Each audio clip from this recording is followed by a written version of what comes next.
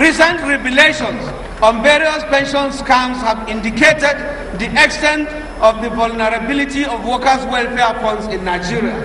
In brazen daylight, workers' pensions entitlements are stolen with impunity.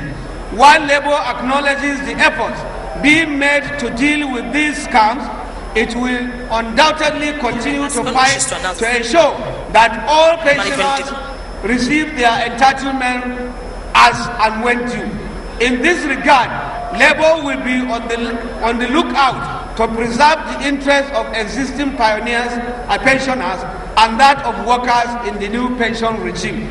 In furtherance of this, we call for legislation and policy that will not only safeguard the over 3 trillion naira contributed so far, but will severely deal with those who tamper with these contributions.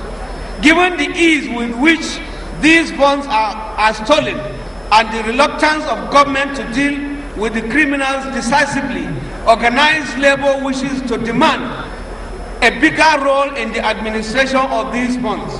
We also call for the strengthening of the internal governance of the pensions regime. In this regard, government should without further delay appoint the board and management of PENCOM as only the full complements of seasoned and dedicated board and qualified management that has integrity could moderate or even stop these incidents of scam. Your Excellencies, comrades, ladies and gentlemen, corruption remains the most serious factor undermining the realization of our economic potential. Government must not only make commitments to fighting it, government must demonstrate this commitment by its action, by its style, and by its body language. In this regard, we find the pardon granted to a former governor who was convicted of corruptly enriching himself as unfortunate and a major dent on the government's commitment to fighting corruption. To reclaim lost ground, government needs to reassure Nigerians that it is still committed to fighting corruption by conclusively dealing with all pending cases of corruption. On the international front coverage, we belong to a committee of nations. Besides this, Nigeria is a leading voice in Africa.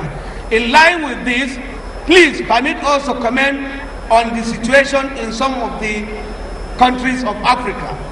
On Western Sahara, the Sahrawi Arab Democratic Republic is the only country today in Africa under colonial rule. It is neither under the British, nor the French, nor the Portuguese, nor for that matter under any imperial European power, but under the boots of a fellow African country, Morocco, which itself is an ex-colony of the French.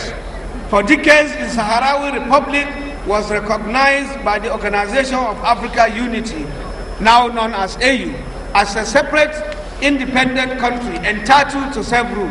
But Morocco, in conspiracy with a few countries, had held to this territory, dehumanizing, pauperizing, and traumatizing its people. Today, the Sahrawi live under the worst conditions known to mankind. We want to use the occasion of this May Day to call on the Nigerian government and the civilized international community to intensify pressure on Morocco to withdraw from this territory. The Sahrawi, like other human beings, are entitled to their freedom and deserve to be treated with dignity. Let the world break its silence today. We also find it unjustifiable the continued blockade of Cuba and its economy by the government of the United States. It is condemnable and unnecessary. While we recognize the inherent ideological differences between the two, it is incumbent upon the United States to recognize the right of sovereign nations to hold alternative and legitimate views. Accordingly, we call for the easing of sanctions against Cuba immediately.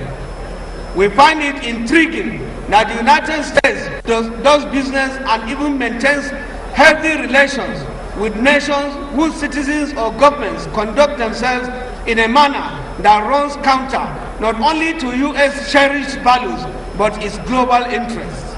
We wonder why Cuba is an exception. The Cuban Five are victims of these proxy relations. Their continued detention is a violation of their personal rights as well as an affront to human rights. It also has the potential for denying the